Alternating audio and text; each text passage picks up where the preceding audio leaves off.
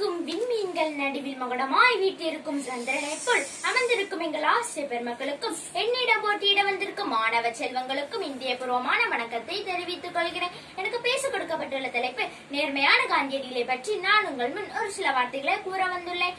தாமரை குளத்தில் உள்ள ஆயிரக்கணக்கான இலைகளுக்கிடையே தென்படும் ஒரு சில மலர்களும் மக்கள் மனதை ஈர்க்கின்றன. அதுபோல் மக்களால் ஒரு சிலர் உலகம் போற்றும் தலைவராக ஆகிவிடுகின்றனர். அத்தகைய தலைவர்களுள் நான் விரும்பும் தலைவர் மகாத்மா காந்தி. அவர் மகாத்மா என்ற சொல் பெரியோர்களை குறிக்கும் சொல்லாகும்.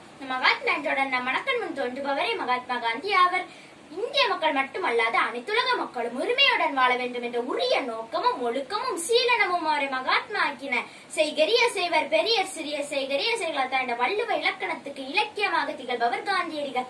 இந்திய நாடு அந்நியர்களிலிருந்து விடுதலை பெறுவதாக பல முறை முயற்சி செய்த பின்பும் ஏராளமான கஷ்டங்களை அனுபவித்தும் கடைசி சந்திராயன் வழிதான் நுழைத்து வெற்றி கண்டார். சொல்லுதல் யாருக்கும் எளிய அறியவும் சொல்லிய வண்ணம் செயல் என்ற குரல் மொழியின்படி நடந்தவர் காந்தியடிகள். அவர் வாய்மை, தூய்மை, கொல்லாமை, பொய் சொல்லாமை போன்ற அறுகுணங்கள் அவர்களுக்கு முக்கியமாக கை கொடுத்தது.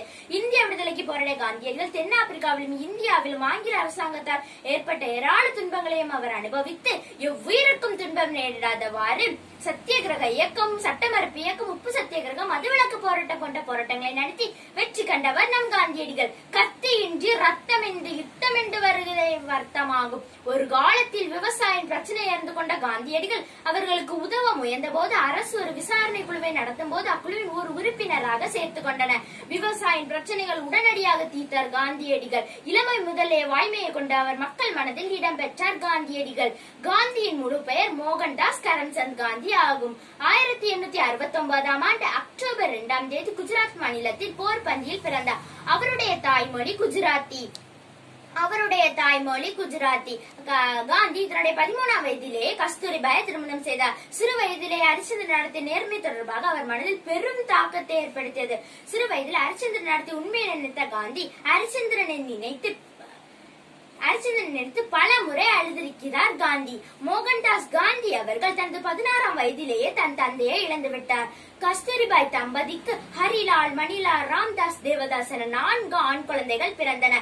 படிப்பில் சுமாரான மாணவராக இருந்தாலும் நேர்மையான மாணவர் என விளங்கினார். பள்ளியில் ஆசிரியர் அனுமதித்தும் காப்பியடிக்க மறுத்தவர் காந்தி. 18ஆம் வயதில் பாரிஸ்டர் எனப்படும் வழக்கறிஞராக இந்தியா சென்றார். இந்தியா திரும்பிய காந்தி சிறிது காலம் மும்பையில் வழக்கறிஞராக பணியாற்றி வந்தார். பிரிட்டோரியா செல்லும் ரயிலில் அவர் ஒரு வெள்ளையணி பெட்டியில் இருந்த காரணத்திற்காக அவர் உதைத்து தள்ளப்பட்டார்.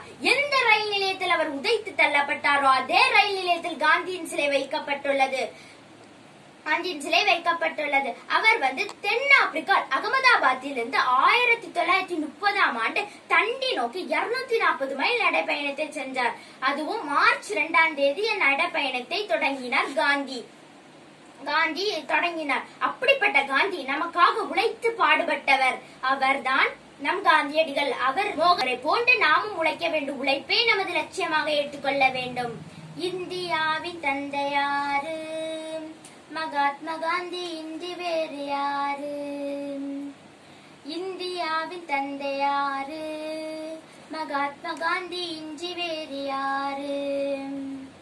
நாட்டுக்காக உழைத்தவரு, நல்ல பேரு எடுத்தவரு, ஏழைகளை மதித்தவரு, எளிமையோடு வாழ்ந்தவரு.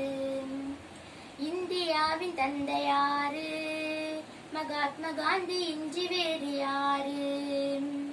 கதிர வேட்டி அணிந்தவரு, கண்ணாடி போட்டவரு, கையில் தடி கொண்டவரு, கண்ணியமா வாழ்ந்தவரு. இந்தியாவின் தந்தையாரு மகாத்மா காந்தி இன்றி வேறு யாரு?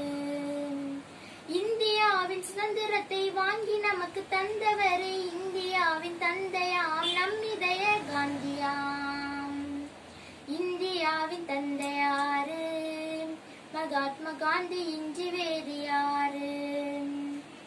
இந்தியாவின் தந்தையாரு மகாத்மா காந்தி இன்றி வேறு யாரு? இதோடு என் உரையை முடிக்கிறேன். நன்றி, வணக்கம்.